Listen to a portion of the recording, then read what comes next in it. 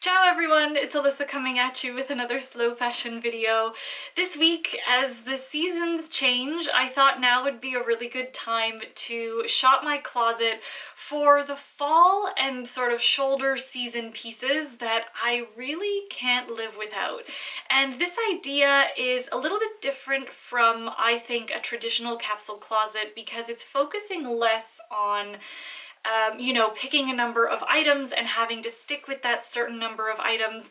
It's really about shopping my closet and going in there and thinking, okay, what are my absolutely ideal pieces for this time of year? What are the ones that I'm going to go back to over and over again? So these are the 15 items that I came up with for this fall season.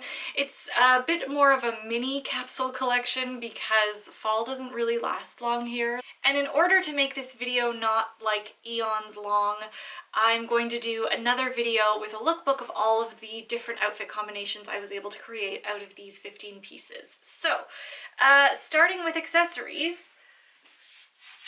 I have one purse. I absolutely love purses of this size. This is my secondhand fabulous Coach find. I'm adding this purse because I realized that a lot of the colors that I went with are a little bit cooler, and I also chose this one instead of my brown bag because of my footwear choice. So I'm going to show you that in a second. I've included two pairs of shoes, a pair of sneakers, black and white Vejas, and my black and white, they've got like a little bit of a heel, but I call them a flat. These beautiful black and white flats. I absolutely adore them. I found them secondhand as well. But this is what really plays into the purse selection that I made.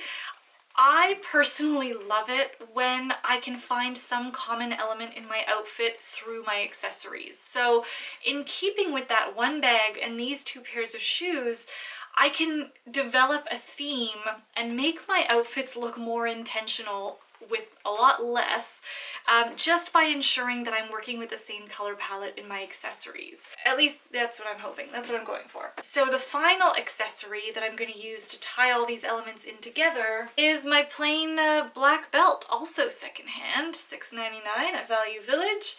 I chose this black belt because it is the perfect width. It works on jeans, but also alone on a skirt or a dress if I want to dress it up. And it works perfectly with my footwear and my purse choices. Now, in my ideal world, I would have a beautiful black scarf to really round out my little accessories collection, but I do not own a plain black scarf. So I'm actually going to add that to my list for this season. The two lightweight shirts I've chosen are my trusty, very old Club Monaco very simple turtleneck. It's quite light, but it does stand really well on its own in this transitional season on a warmer day, and then I can easily layer sweaters and things over top on a cooler day. And oddly enough, I'm surprised at how much I actually use and wear my bodysuit. I love that it provides that little bit of color for this palette, which tends to be more on the gray and black side, so this really does add an interesting color that I wouldn't have leaned on so much before. And similarly to the turtleneck, it's such a great layering piece. I have one shirt, and this one is a nice heavyweight shirt. This is one of my Power of My People button-downs. I absolutely love this company. I love how they feel a little bit utilitarian. I love how they're boxy, but most of all, for the fall and cooler seasons, I love the weight.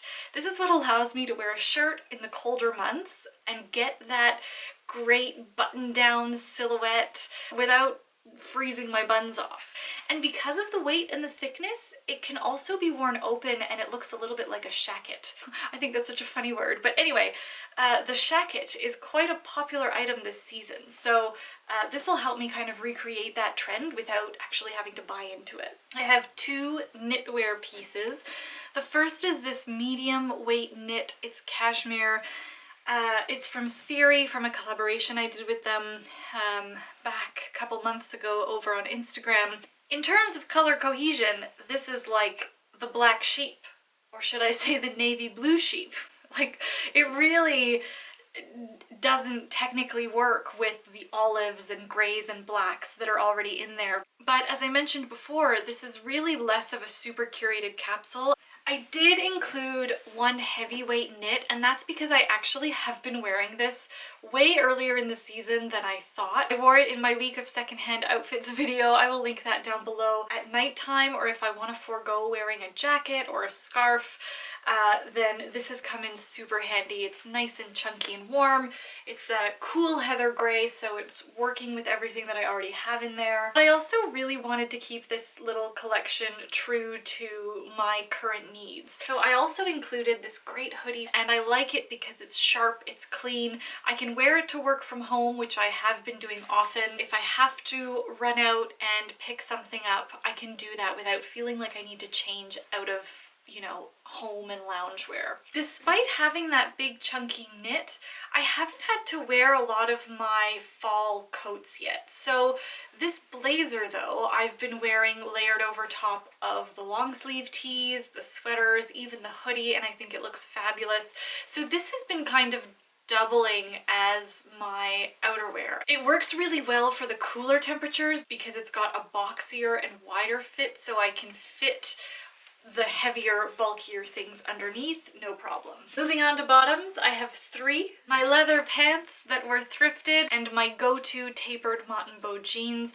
I'm so happy that I've been wearing these leather pants often, I would say, and I'm looking forward to wearing them a little bit more. They're just a wonderful alternative to denim, and I'm really trying to not lean so hard on my denims. My only complaint is that they do fit a little loose, so I'm struggling a little bit with these, but I think that's also part of why I've included them, because I have been forcing myself to wear them often and it's working out okay. I included my pleated skirt in case there is an occasion where I can actually be outdoors and dressed up at the same time.